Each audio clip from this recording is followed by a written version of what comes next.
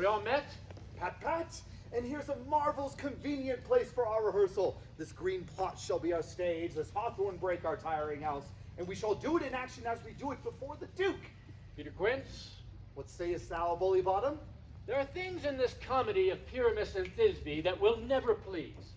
First, Pyramus must draw a sword to kill himself, which the ladies cannot abide. How answer you that? By our lake in a perilous fear. I believe we must leave the killing out when all is done.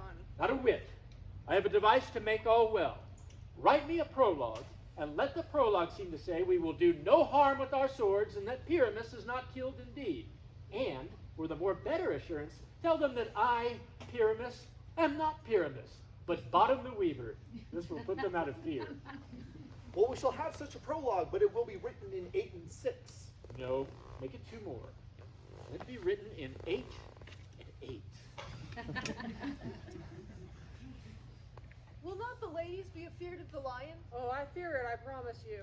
Masters, you ought to consider with yourself to bring in, God, you shield us, a lion among ladies is a most dreadful thing. But there is not a more fearful wildfowl than your lion living, and we ought to look to it. Well, that's all one, and yet, masters, there are 2 hard things. One, we must have moonlight into the chamber, for as we know, Pyramus and Thisbe did meet by moonlight. Doth the moon shine the night we play our play? A calendar, look in the almanac.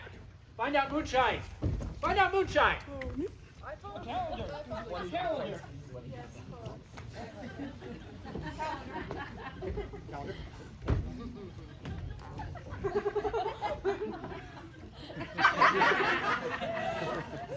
Yes, it does shine that night. Why then may you leave a casement of the great chamber window where we play open, and the moon may shine in at the casement.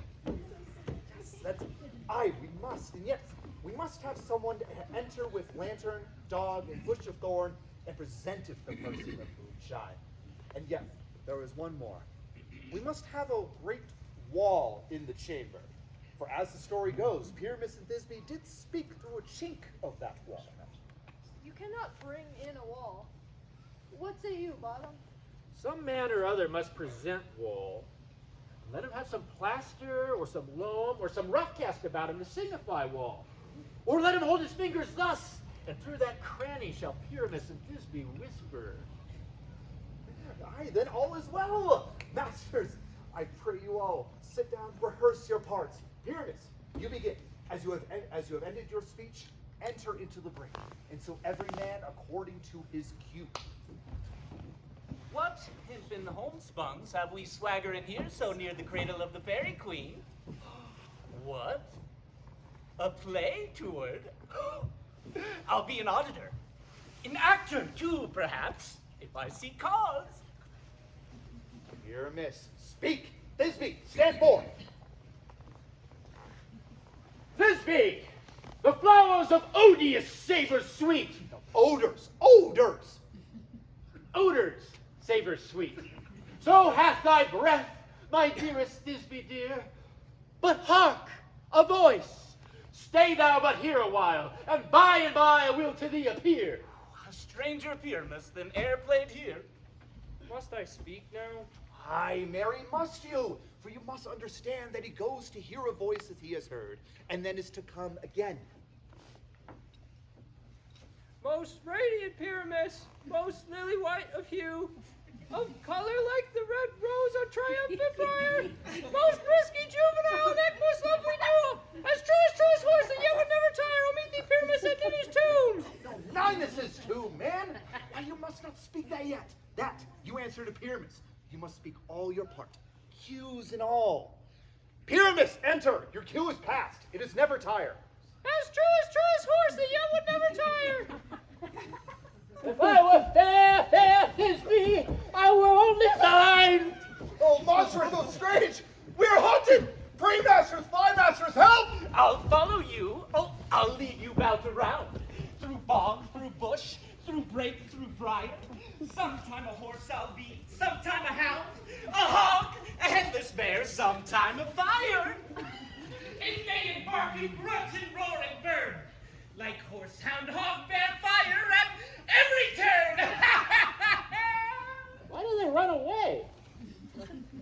'tis a knavery of them to make me afeard. Oh, Bottom, thou art changed. What do I see on thee? What do you see? You see an asshead of your own, do you? Oh, bless thee, Bottom, bless thee, thou art translated. I see their knavery. This is to make an ass of me, to fright me if they could. But I will not stir from this place, do what they can. I shall walk up and down here, and I will sing that they shall hear I am not afraid. The ouzel cock so black of hue, with orange tawny bill, the throstle with his note so true, the wren with little quill. What angel wakes me from my flowery bed? The finch, the sparrow, and the lark, the plain song cuckoo gray, whose note full many a man doth mark, and dares not answer nay. For indeed, who would set his wit to so foolish a bird? Who would give a bird the lie, though he cry cuckoo never so? I pray thee, gentle mortal, sing again. Mine ear is much enamored of thy note. So is mine eye enthralled to thy shape and thy fair virtue's force. For force doth move me on the first view to say, to swear, I love thee. Well, methinks, mistress, you should have little reason for that. And yet, to say the truth, reason and love keep little company together nowadays. The more the pity that some honest neighbors won't make them friends. Nay, nay, I can bleat upon occasion. Oh, thou art as wise as thou art beautiful. Not so neither, but if I had wit enough to get out of this wood, I have enough to serve mine own turn. Out of this wood do not desire to go, thou shalt remain here, whether thou wilt or no. I am a spirit of no common rate. The summer still doth tend upon my state, and I do love thee. Therefore, go with me. I'll give thee fairies to attend on thee, and they shall fetch thee jewels from the deep and sing while thou on russet flowers dost sleep, and I will purge thy mortal grossness so that thou shalt like an airy spirit go. Peace blossom, mustard seed. Ready. And I. Where will we go? Be kind and courteous to this gentleman. Hop in his walks and gambol in his eyes. Feed him with apricots and dewberries, with purple grapes, green figs, and mulberries. The honey bags steal from the honeybees, and for night tapers crop their waxen thighs and light them at the fiery glowworm's eyes to have my love to bed and to arise. And pluck the wings from painted butterflies to fan the moonbeams from his sleeping eyes. Nod to him, elves, and do him courtesies. Hail, mortal. Hail. I cry your worship's mercy heartily. I beseech your worship's name. Peas Blossom. I shall desire you more acquaintance, good Master Peas Blossom. Please commend me to your mother, Mistress Squash, and to your father, Master Peascod. Your name, I beseech you, sir. Mustard seed. Good Master Mustard Seed. I know your patience well. That same cowardly giant-like oxbee hath devoured many a gentleman of your house. I promise you, your kindred hath made my eyes water ere now. I desire you of more acquaintance, good Master Mustard Seed. Your name, I beseech you, sir. Cobweb. I shall desire you of more acquaintance, good Master Cobweb. If I cut my finger, I shall make bold with you.